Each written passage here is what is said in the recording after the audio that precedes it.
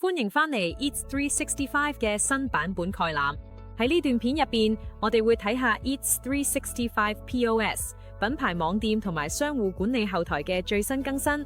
首先，我哋好高興宣布推出升級版嘅折扣框架，以滿足你嘅餐廳需求。跟住係品牌網店嘅專屬優化，你而家可以喺結賬頁面隱藏特定嘅客戶資料輸入欄位。最後，商戶管理後台嘅交易報表而家會顯示訂單收據編號。我哋仲為新加坡餐廳新增嘅 GTO 報表，我哋會詳細介紹每一項更新。如果你對其中任何一項特別感興趣，可以查看下方嘅影片說明，跳轉到你想了解更多嘅主題。我哋開始啦，為你介紹折扣 2.0， 一個為你餐廳營運而設嘅增強版折扣框架。折扣 2.0 提供咗簡化嘅折扣創建同管理流程，仲有額外嘅功能同工具，幫你整理折扣，並將佢哋順暢且有效咁應用到訂單入面。喺折扣 2.0 推出之前，原本嘅折扣功能而家稱為折扣 1.0， 等你可以創建預設嘅折扣類型，例如公開折扣、商戶折扣、組合優惠等等。透過折扣 2.0， 你可以建立自己嘅折扣資料夾同標籤，並創建唔同類型嘅折扣，例如全單、單項、組合同零價值折扣，呢啲都經過簡化以方便分類。商戶管理後台嘅折扣頁面，甚至等你可以批量編輯折扣詳情，節省你處理行政工作，例如配置折扣嘅時間同精力。呢啲組織上嘅改進同樣適用於 POS。當你應用折扣嘅時候，可以享受到更精緻嘅折扣界面，仲新增咗進行針對性同縮小範圍搜尋，同時選擇多個折扣等功能。喺折扣功能方面 ，1.0 同 2.0 都係基於相同嘅折扣邏輯運行。不過，折扣 2.0 配備咗擴展嘅設定同功能，有利於建立最佳嘅折扣設置，即係額外嘅折扣優惠同條件設定，用嚟建立特定且具針對性嘅折扣。仲有折扣分組嘅定義、折扣互動規則。呢項新增功能等你可以更有效咁控制多個折扣點樣同時應用喺一張訂單入面。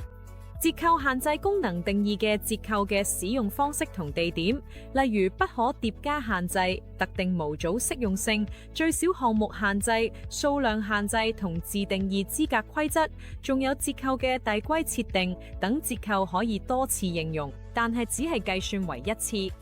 Discount 2.0 改進亦都應用咗品牌網店。你而家可以主動顯示可用嘅折扣同埋進行中嘅促銷，透過追加銷售同埋展示具有簡單明了嘅資格詳情，甚至係圖片嘅視覺化呈現折扣，從而提升銷量。系統會自動套用符合資格嘅折扣，仲可以俾堂食顧客餐後先至俾錢，而唔係落單嗰陣就要即刻俾。咁樣可以令顧客享受到更舒適嘅自助點餐堂食體驗。想深入了解 Discount 2.0 嘅功能，請參考影片說明入邊嘅 YouTube 教學影片同埋幫助文章。將你嘅設定由 1.0 轉換去 2.0， 會永久遷移你機構嘅整體折扣功能。一旦遷移到 Discount 2.0， 成個機構包括你間餐廳同埋旗下其他附屬餐廳都唔可以再退翻去之前嘅折扣功能版本。我哋令遷移過程變得無縫且簡單，